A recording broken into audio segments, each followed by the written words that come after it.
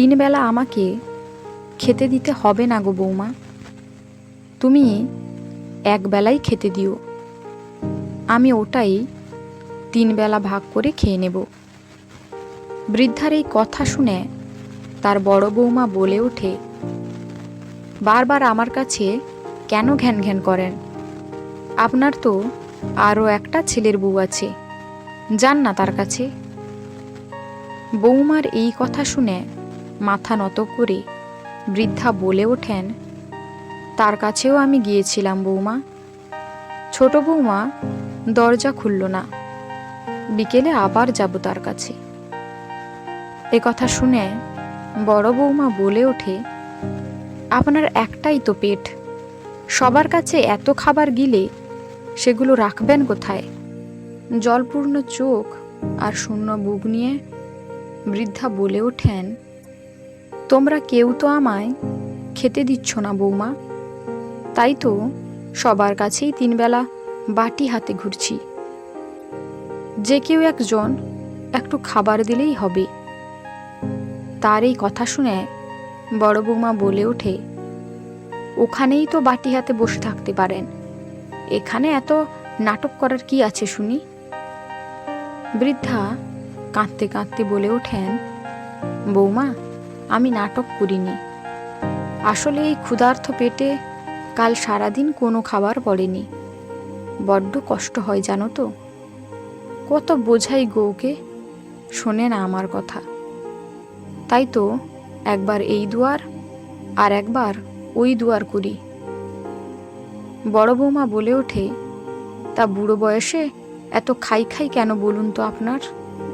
দিনকাল গিয়ে তো এককালে ঠেকলো, এখন শরীরের কথা না ভাবলে চলবে? আমার পুরুষ মানুষটা সারা বছর বাইরে পরিশ্রম করে পয়সা ঘরে আনে, আর উনি শুধু খাই খাই করেই চলে। এই কথা শুনে জলপূর্ণ দুটি চোখে কাঁপা কাঁপা প্রতিবাদী কণ্ঠে বৃদ্ধা বলে ওঠেন, বৌমা তোমার পুরুষ মানুষটা কিন্তু আমারই সন্তান, 10 মাস ওকে আমি পেটে ধরেছি, নিজে না খেয়ে বড় করেছি, মানুষ করেছি, কিন্তু বুঝিনি বৌমা, ছেলেদের জীবন আলো করতে গিয়ে নিজেদের ভবিষ্যৎটা এইভাবে অন্ধকার করে ফেলব। তবে তোমরা আমার সাথে যে দুর্ব্যবহার করো তা আমার ছেলেরা জানে, তারা তো প্রতি মাসে আমার জন্য আলাদা করে খরচ পাঠায়, যাতে তাদের মা একটু ভালো থাকে, সুখে থাকে। তোমাদের আমাকে সুখে রাখতে হবে না গো, তোমরা বরং আরও দুটো বিলেতি কুকুর ঘরে এনে পুষে তাদেরকে খাওয়াও। কিছুক্ষণ পর ছোট বৌমাও রেগে মেগে এসে ওই অসহায় বৃদ্ধাকে গালিগালাজ করে, সাথে বড় বৌমাও তাকে বলে ওঠে, কি বললেন? যত বড় মুখ নয় তত বড় কথা, ছেলেরা টাকা পাঠালেই বুঝি খরচা করতে হবে আপনার জন্য? আপনার তো 3 কুল পেরিয়ে 4 কুলে ঠেকেছে, মরার সময় হয়ে গেল, তা আপনার পেছনে এত টাকা খরচ করে আমরা কি নিজের সন্তানদের ভবিষ্যৎটা নষ্ট করব নাকি? বৃদ্ধা কাঁদতে কাঁদতে মাটিতে লুটিয়ে পড়েন, করুণ স্বরে বলে ওঠেন, বৌমা তোমরা এসব কি কথা বলছো? আমি তোমাদের মা।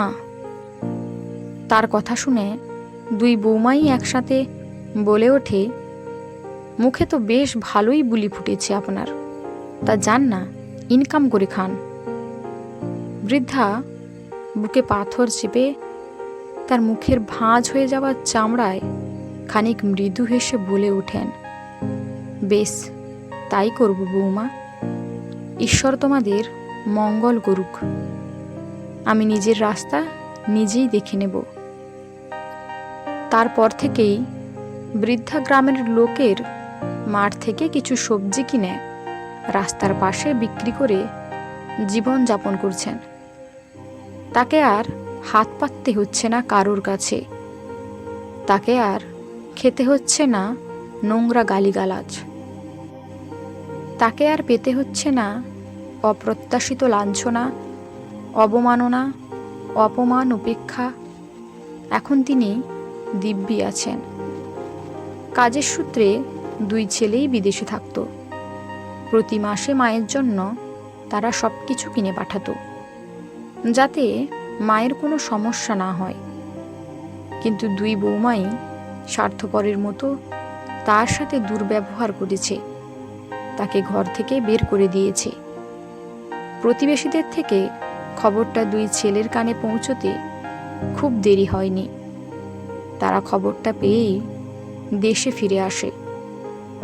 একসাথে 2 বউকে ঘর থেকে তাড়িয়ে তার মাকে বুকে টেনে নেয়।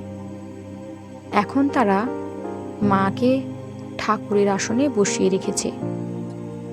2 ছেলে তাদের মাকে নর্দমার কীটদের কাছে রেখে নিশ্চিত হয়ে আর বিদেশে কাজ করতে যায়নি, বরং মাকে নিয়ে গ্রামেই একটা দোকান শুরু করেছে। সেই দোকানের নাম দিয়েছে মা তুমিই স্বর্গ। তারপর থেকে এই বৃদ্ধার জীবন আলোয় ভরে ওঠে।